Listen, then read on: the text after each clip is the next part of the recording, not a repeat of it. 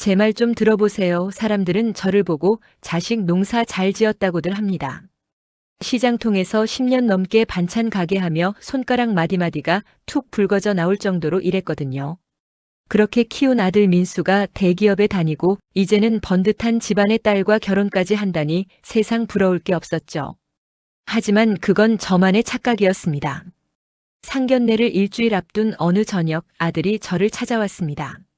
순자의 낡았지만 정갈한 아파트 거실 식탁 위에는 아들이 좋아한다고 해서 붙여놓은 육전이 놓여있다. 순자 웃으며 젓가락을 챙겨주며 민수야 많이 먹어. 너 요새 결혼 준비하느라 살이 쏙 빠졌더라. 고기가 좀 연하게 잘 됐어. 민수 전에는 맛있게 먹더니 오늘은 젓가락을 들었다 놨다 하며 한숨을 쉰다. 민수가 말한다 엄마. 나 고민이 좀 많아. 영희네 집 알잖아. 장인어른이 이번에 강남에 아파트 한 채 해주시기로 했대. 순자 어머 세상에나. 그렇게 큰 걸 해주신다니 참 고마운 일이네. 우리 사돈댁이 통이 크시다. 민수 정색하며 엄마 그게 마냥 고마워할 일이 아니야. 그쪽에서 그렇게 나오는데 우리 집은 너무 빠지잖아. 영희가 은근히 눈치 주는 것 같기도 하고. 요즘 애들은 우리 때처럼 전세로 시작 안 해. 시작부터 급이 맞아야 나중에 무시 안 당하고 살지. 순자 불길한 예감에 젓가락을 내려놓으며 급이라니. 엄마가 정성껏 모은 예단비랑 너 회사 다니며 모은 돈 합치면 부족하지 않을 텐데. 민수 본론을 끄집어내듯 다급하게 말한다. 엄마 그 정도로는 택도 없어. 그래서 말인데. 엄마 그동안 시장 반찬 가게 정리한 돈이랑 지금 이 아파트 처분하면 꽤 나오잖아. 이거 정리해서 나한테 좀 보태주면 안 돼? 갑자기 멈추고 무거운 긴장감이 흐른다. 순자 당황하며 목소리가 떨린다. 민수야. 그게 무슨 소리니? 이 집은 내 마지막 보루야. 그리고 가게 판 돈은 내 노후 자금이고.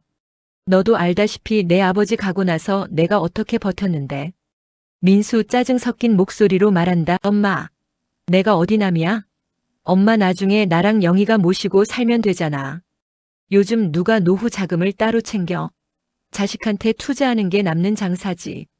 장인어른이 집 해주시는데 우리가 빈손으로 가면 나 그 집 가서 기 못 펴고 살아. 엄마 아들 기죽어 사는 꼴 보고 싶어? 순자는 가슴을 누르며 말한다. 기죽는 거랑 내 평생 피땀 흘린 돈을 다 내놓으라는 거랑은 다른 문제지. 내가 이 집까지 팔면 난 당장 어디로 가라는 거냐? 엄마 요즘 원룸도 잘 나와 있어 엄마. 결혼식 올릴 때까지만 잠깐 고생하면 되잖아. 내가 나중에 더 좋은 데로 모실게. 응? 제발 엄마 아들 한 번만 살려준다 생각하고. 그 아파트 판 돈 어떻게 할 건지 결정해줘. 나 내일 영희네에 대답해줘야 해. 아들은 먹던 육전을 내려놓고 겉옷을 챙겨 일어섰습니다. 현관문이 닫히는 소리가 평소보다 유난히 크게 울렸습니다. 10년 동안 시장통 찬 바닥에서 무릎이 시리도록 일하며 모은 돈. 아들 녀석 장가갈 때 뒷바라지 하려고 아끼고 아꼈던 그 세월이 아들에게는 그저 당연히 가져가야 할 눈먼 돈처럼 보였나 봅니다. 순자는 가슴 한구석이 텅 빈 것처럼 시려왔습니다. 순자는 며칠 밤을 뜬 눈으로 지새웠습니다. 거실 벽에 걸린 남편 사진을 보며 물었죠. 여보, 나 어떻게 해야 할까? 대답 없는 사진만 바라보다 결국 결심했습니다. 내 새끼 기죽어 사느니 내 몸 하나 좀 고생하는 게 낫겠지. 부모 마음이 다 그런 거 아니겠습니까? 결국 순자는 20년 넘게 정든 아파트를 내놓고 시장 골목 끝자락에 있는 낡은 원룸으로 짐을 옮겼습니다. 짐이 빠져나가 휑한 아파트 거실. 순자가 먼지 쌓인 바닥을 닦고 있다. 아들 민수가 밝은 얼굴로 들어온다. 엄마. 진짜 결정 잘했어. 영희네 집에서도 엄마가 이렇게 크게 결단 내렸다고 하니까 엄청 좋아하시더라고. 장인어른이 사위 대접 제대로 해주겠다고 하셨어. 순자는 억지 미소를 지으며 그래. 내가 조탄이 됐다. 그런데 민수야, 나 이사가는 원룸 말이다. 거기 보일러는 잘 들어오겠지? 짐을 다 버리고 가려니 마음이 참 이상하네. 핸드폰을 보며 민수는 대수롭지 않게 말한다. 아유, 요즘 원룸들 다 살만해 엄마. 그리고 영희가 말인데 엄마 시장에서 반찬 가게 하셨던 거. 사돈댁에는 그냥 요리 연구가 출신이라고 말해뒀거든. 그러니까 상견례 날 절대 시장 이야기 꺼내지 마. 격식 떨어지면 곤란하니까. 걸레질을 하던 순자는 걸레질을 멈추고 뭐? 요리 연구가. 내가 시장통에서 땀 흘려 너 키운 게 부끄러운 일이냐? 아이, 부끄러운 게 아니라 전략이지. 영희네 집안 분위기가 좀 엄하잖아. 엄마도 나 잘 되는 거 원한다며. 응? 부탁 좀 할게. 며칠 후 순자는 예비 며느리 영희를 만나러 장소로 나갔다. 화려하게 차려입은 영희가 명품 가방을 옆에 두고 앉아 있다. 영희는 차갑고 도도한 말투로 말한다. 어머니, 이사하신 곳은 정리가 좀 되셨어요? 민수 씨한테 들었는데. 아파트 처분한 돈으로 저희 집에서 요구한 예단 리스트는 다 맞춰주실 수 있는 거죠? 저희 엄마가 이런 거에 좀 예민하셔서요. 순자는 봉투 하나를 내민다. 여기. 민수가 말한 대로 준비는 해보마. 그런데 영희야, 내가 살 집까지 정리해서 보태는 거니까 좀 부족하더라도 이해해주면 좋겠구나. 영희는 리스트를 훑어보며 미간을 찌푸린다. 어머 어머니. 이해라는 건 수준이 맞을 때 하는 거죠. 저희 아빠가 강남에 아파트 해주시는데 시댁에서 이 정도 예단도 안 해오면 제가 시댁 식구들 얼굴을 어떻게 봐요? 아, 그리고 상견례 때 입으실 옷은 제가 보내드리는 걸로 입으세요. 너무 시장통 느낌 나면 곤란하거든요. 순자가 손을 떨며 찻잔을 든다. 뭐라고? 시장통 느낌이라고. 그래, 알았다. 짐을 다 버리고 옮겨간 오평 남짓한 원룸. 곰팡이 냄새가 코를 찌르고 밤마다 취객들의 소리가 들려왔지만 저는 참고 또 참았습니다. 우리 아들만 행복하면 된다. 자식 앞길 막는 노친내는 되지 말자며 매일 밤 스스로를 다독였죠. 하지만 제 희생이 커질수록 사돈댁과 아들의 요구는 점점 더 무례해져만 갔습니다. 마치 제가 가진 모든 것을 다 내놓는 것이 당연한 세금인 것처럼요. 그리고 드디어 다가온 상견례 날. 저는 영희가 보내준 몸에 맞지도 않는 어색한 옷을 입고 도살장에 끌려가는 소마냥 그 화려한 한정식 집으로 향했습니다. 그것이 제 인생의 가장 비참한 날이 될지 아니면 가장 통쾌한 날이 될지도 모른 채 말입니다. 상견례 장소는 강남의 이름난 한정식 집이었습니다. 입구부터 기가 죽더군요. 영희가 보내준 옷은 어깨가 끼어 숨이 막혔고 제 신발은 그 화려한 대리석 바닥 위에서 유난히 낡아 보였습니다. 사돈 내외는 저를 보더니 인사는커녕 위아래로 훑어보며 비릿한 웃음을 짓더군요. 그 웃음의 의미를 알았어야 했습니다. 고급 한정식 집룸. 무거운 침묵 속에 식기가 부딪히는 소리만 들린다. 영희의 엄마가 우아한 척 손수건으로 입을 닦으며 말한다. 어머님 고생 많으셨겠어요. 시장에서 반찬 파시면서 아들 대기업까지 보내고. 아, 민수군이 요리 연구가라고 둘러대긴 했지만 사람 손맛이라는 게 숨겨지나요? 손맛이 굵으신 거 보니 고생한 티가 확 나네요. 순자는 민망함에 손을 식탁 아래로 숨긴다. 아, 네. 자식 키우는 게 다 그렇죠 뭐. 귀하게 자란 영의 양이랑 우리 민수가 잘 살면 그게 제 행복입니다. 영희의 아빠가 드름을 피우며 말한다. 행복만으로 되나요? 격이 맞아야지. 우리가 강남 아파트 해주는 대신 민수군 어머니가 보태주신 그 돈. 그거 우리 영의 명의로 된 외제차 한 대 뽑고 시작하는 걸로 이야기가 끝났습니다. 민수군도 동의했고요. 순자는 깜짝 놀라 아들을 쳐다본다. 민수야, 그게 무슨 소리니? 그 돈은 내들 집 얻는데 보태라고. 민수가 눈치를 보며 말을 자른다. 아, 엄마. 나중에 이야기해. 여기서 그런 돈 이야기를 왜 해? 화장실 앞에서 순자가 답답한 가슴을 쓸어내리며 나오려는데 식당 복도 모퉁이에서 아들과 영희 엄마의 목소리가 들린다. 순자는 멈춰선다. 영희 엄마. 방 안에서의 우아함은 간대없고 날카로운 목소리로 말한다.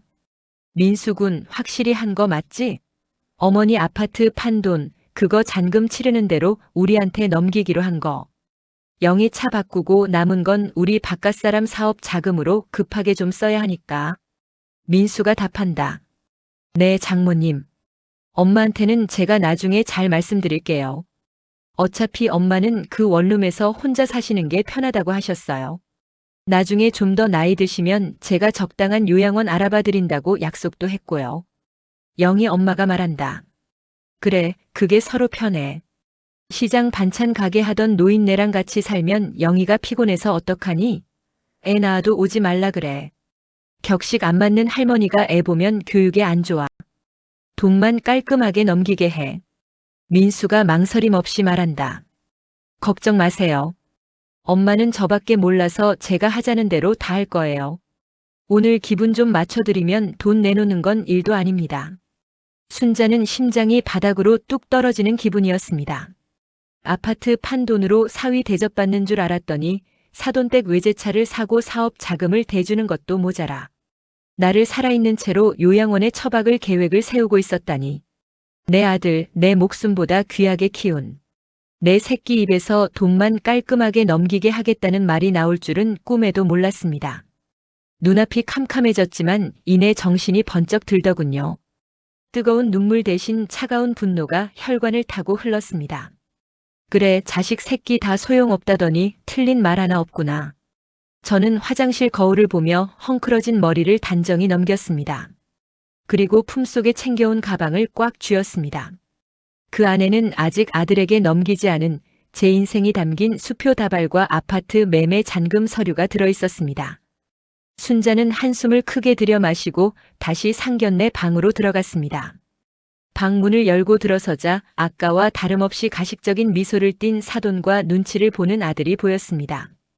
그들의 얼굴 위로 조금 전 복도에서 들었던 추악한 대화들이 겹쳐 보였죠. 내 아들이 나를 팔아넘기려 한 그 말들 말입니다. 저는 자리에 앉지도 않고 테이블 정중앙에 서서 가방을 열었습니다. 순자가 서 있고 모두가 의아한 표정으로 바라본다. 영희 엄마, 어머 사돈.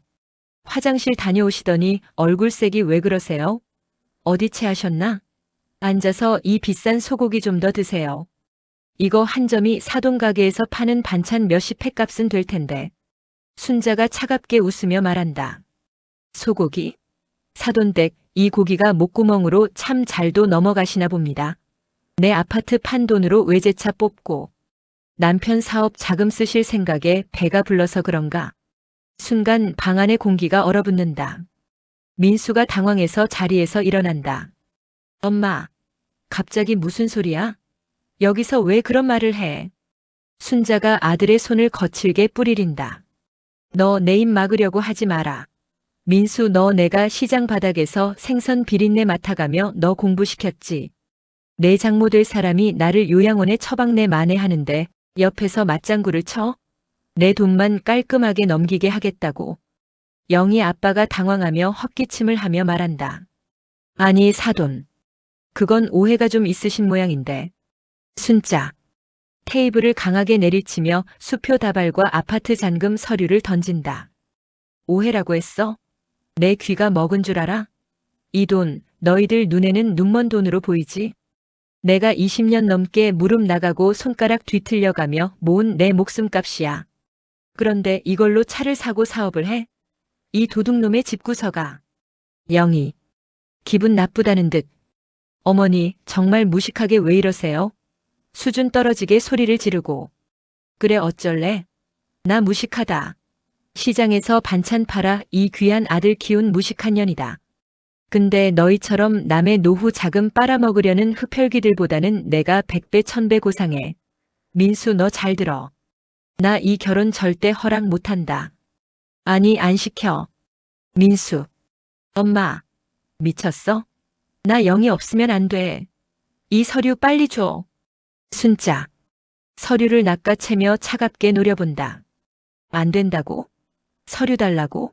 그럼 너도 나가. 이 돈, 이 아파트 잔금 단 한 푼도 너한테 안 가. 오늘부로 너 같은 아들 둔 적 없다. 나 오늘 이 길로 가서 아파트 계약 취소하고 위약금 물 거야. 내 돈 가지고 내가 원룸에서 살든 길바닥에서 자든 내 마음이니까 너는 그 잘난 사돈댁 가서 사위 노릇하든 종노릇하든 마음대로 해. 식당을 박차고 나오는데 그렇게 발걸음이 가벼울 수가 없더군요. 뒤에서 엄마 하고 부르는 민수의 목소리가 들렸지만 돌아보지 않았습니다. 저는 그 길로 부동산으로 달려갔습니다. 위약금 수천만 원을 물어줬지만 남은 내 인생을 산 값이라 생각하니 하나도 아깝지 않았습니다. 6개월 후 순자는 새로 깔끔한 작은 반찬 가게 겸 쿠킹 클래스 작업실을 오픈했습니다. 아들은 어떻게 됐냐고요? 결혼은 당연히 깨졌죠. 돈줄이 막히니 그쪽 집안에서 바로 등을 돌리더군요. 민수는 몇 번이나 찾아와 빌었지만 저는 만나주지 않았습니다. 대신 저는 제 이름 석자를 걸고 작은 가게를 다시 열었습니다. 이번엔 자식을 위해서가 아니라 저를 위해서요. 순자가 앞치마를 두르며 손님에게 밝게 인사한다. 네, 손님. 오늘 연근 조림이 아주 맛있게 됐어요. 한번 드셔보세요. 석양이 지는 강변공원. 순자가 친구들과 함께 여행 가방을 들고 활짝 웃으며 걷고 있다. 60대 넘어 깨달았습니다. 자식은 내 인생의 성적표가 아니라 잠시 스쳐 지나가는 손님일 뿐이라는 걸요. 내 노후를 지켜주는 건 효도하는 자식이 아니라 내 손에 꽉 쥔 내 돈과 내 자신입니다. 여러분, 자식에게 다 주지 마세요. 여러분의 인생은 이제부터 시작이니까요. 여러분 순자가 잘했다고 생각하시면 힘찬 박수와 순자를 응원하는 댓글 남겨주시면 감사하겠습니다. 구독과 좋아요 꼭 눌러주세요. 감사합니다.